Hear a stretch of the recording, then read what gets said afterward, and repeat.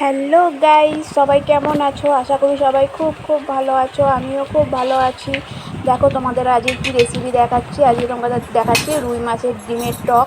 এটা কিন্তু গরমে খুব ভালো লাগে খেতে, খুব টেস্টি লাগে। প্রথমে দেখো ডিমগুলোকে একটু নুন হলুদ মাখিয়ে রেখে দিয়েছিলাম ভালো করে ধুয়ে। তারপরে কড়াতে একটু সামান্য তেল দিয়ে ডিমটাকে দিয়ে দিয়েছি, দিয়ে আস্তে আস্তে ভেজে নিয়েছি। নিয়ে এবার ডিমগুলোকে কড়ার মধ্যে একদম কেটে টুকরো টুকরো করে নিচ্ছি খুন্তি দিয়ে। তাহলে কি হবে, ডিমগুলো তাড়াতাড়ি ভালো করে ভাজাও হয়ে যাবে, আর টকটা ঢুকবে ডিমের ভেতরে। এরকম বড় থাকলে তো ঢুকবে না, ওর জন্য এইভাবে খুন্তি দিয়ে কেটে ছোটো করে নিচ্ছি। তা তোমরা কে কে মাছের ডিমের টক খেয়েছো অবশ্যই জানাবে, আর কাদের বাড়িতে কীভাবে রান্না হয় সেটাও অবশ্যই জানাবে। তোমরা তো সবাই পারো জানি, আমি কিভাবে বানাই সেটাই তোমাদেরকে আজকে দেখাচ্ছি। তা দেখো, তোমরা দেখতে থাকো। আর ভিডিওটা ভালো লাগলে অবশ্যই লাইক কমেন্ট শেয়ার করতে কিন্তু ভুলবে না। চ্যানেলটা অবশ্যই সাবস্ক্রাইব করে দিও। তোমাদের একটা লাইকই কিন্তু আমাকে নতুন নতুন ভিডিও করতে অনেক মনে জোর জোগায়। তা দেখতে পাচ্ছ কত সুন্দরভাবে আমি ডিমগুলোকে একদম কেটে নিয়ে উল্টে পাল্টে ভালো করে ভেজে নিচ্ছি, মানে পুরো ভেতরটা ভালো করে ডিমটা ভাজা হয়ে যায়। তার জন্য একটু এপিট ওপিট উল্টে ভালো করে ভেজে নিতে হবে। এদিকে দেখো ডিমগুলো আমি কত সুন্দর ভেজে বাটির মধ্যে তুলে নিয়েছি। এবার ওই কড়ার মধ্যেই আর তেল দেবো না, এই যেটুকু তেল আছে তার মধ্যেই করব, কারণ টক করতে বেশি তেল লাগে না।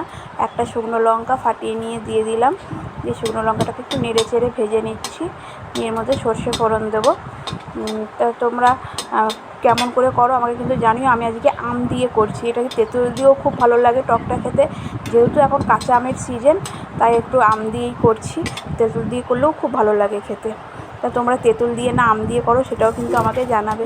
দেখো একটু কালো সর্ষে দিয়ে দিলাম সামান্য, দিয়ে এটা একটুখানি ভাজা হয়ে গেলেই এর মধ্যে আমগুলো দিয়ে দেবো।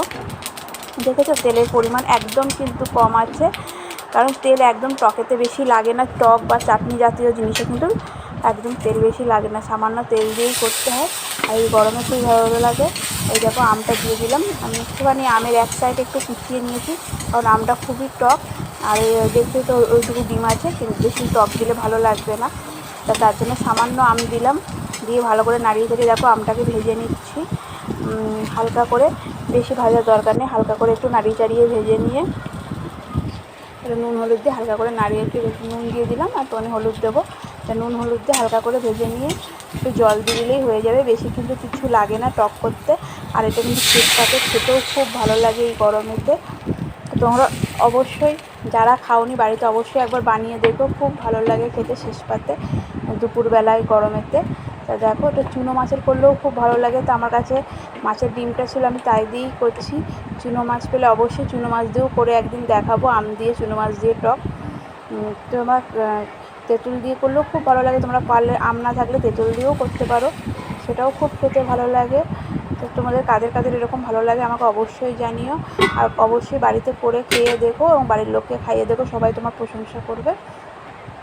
তা দেখো একটু ঢেকে দিয়েছিলাম, আমগুলো সিদ্ধ হয়ে গেছে সুন্দর। আর সামান্য একটু চিনি অ্যাড করে দিলাম, টক ঝাল মিষ্টি বেশ ভালো লাগবে। শুকনো লঙ্কা দেওয়ার কারণে একটু ঝালের ভাবটাও আসবে, আর আমটা তো টক আছেই, আর তার মধ্যে আর একটু চিনি দিয়ে দিলাম, তা টক ঝাল মিষ্টি সুন্দর লাগবে। এবার ভালো করে দেখো ফুটে গেছে, আর আমগুলোকেও একটুখানি আমি খুন্তি দিয়ে ভেঙে দিয়েছি, দিয়ে ডিমগুলোকে দিয়ে দিলাম। দিয়ে ডিমগুলো দিয়ে একটু নাড়িয়ে চাড়িয়ে ঢাকা দিয়ে রাখলেই আমার আমের টক একদম পুরো রেডি। তা দেখো একদম কম সময়ে খুব সুস্বাদু মুখরোচক একটা খাবার রেডি হয়ে গেল। এই দিয়েই তোমার কিন্তু অনেক ভাত খাওয়া হয়ে যাবে, আর কিছুই লাগবে না, কারণ গরমে তো বেশি তরকারি পাতি ভালো লাগে না, সবাই জানো। তাই দেখো কত সুন্দর আমের টকটা হয়েছে। তোমরা যারা একটু ঝোল ঝোল পছন্দ করো তারা একটু বেশি করে জল দেবে, আর আমি একটুখানি মাখা মাখা করতে চেয়েছি, ঝোল একদমই কম করতে চেয়েছি। তা ঝোলটা ওর জন্য আমার অত নেই। আর তোমরা যারা ঝোলটা খেতে চাও তারা একটু বেশি করে জল দিয়ে করবে। কেমন লাগলো ভিডিওটা অবশ্যই জানাবে, ভালো লাগলে অবশ্যই লাইক করে দিও। Bye, tata.